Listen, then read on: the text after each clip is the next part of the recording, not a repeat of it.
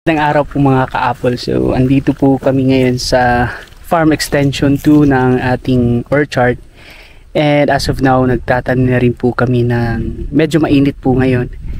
And then, kayang-kaya po naman ang mga tanim na to yung init. So, nagtanim po kami dito ng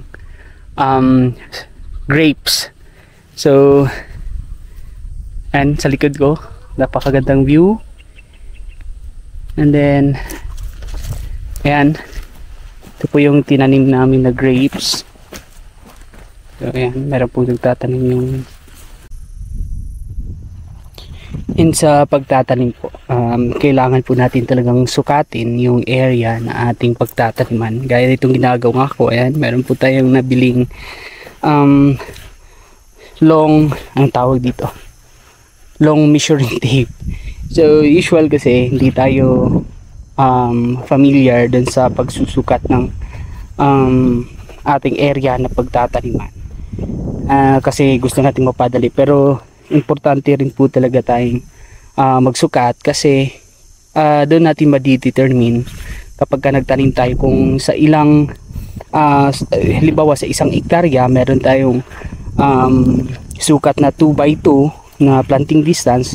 So malalaman natin kung ilan yung mapagkasya natin ng mga planting material sa isang hektarya.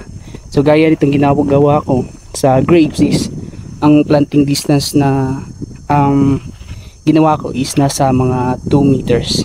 So ayan. So each line meron tayong 10 grape vine na pwedeng matanim dito in between the apples. Ayan. So yun po yung kahalagahan ng pagsusukat ng area na pagtataniman. Kasen ko nga pala. And then dito, yan. So ang variety nito medyo maliliit pa to. Yan. Tinanim ko na agad sa field.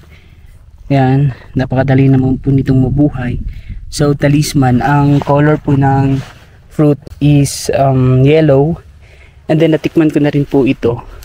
Napapunga ko na rin po yung grapes na variety na to sa bahay. Tamis po rin po itong variety na to na talisman. Yan. So naglagay po ako ng 2 line dito ng grapes. Ayan.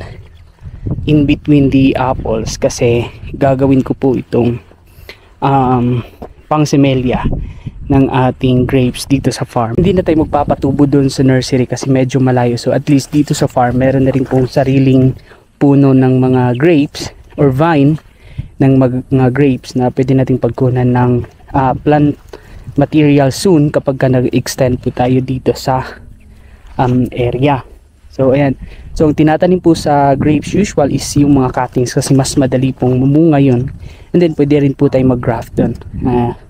Lalo na kung meron tayong mga katawba, so pwede po tayong mag tanim and then gagawin nating rootstock.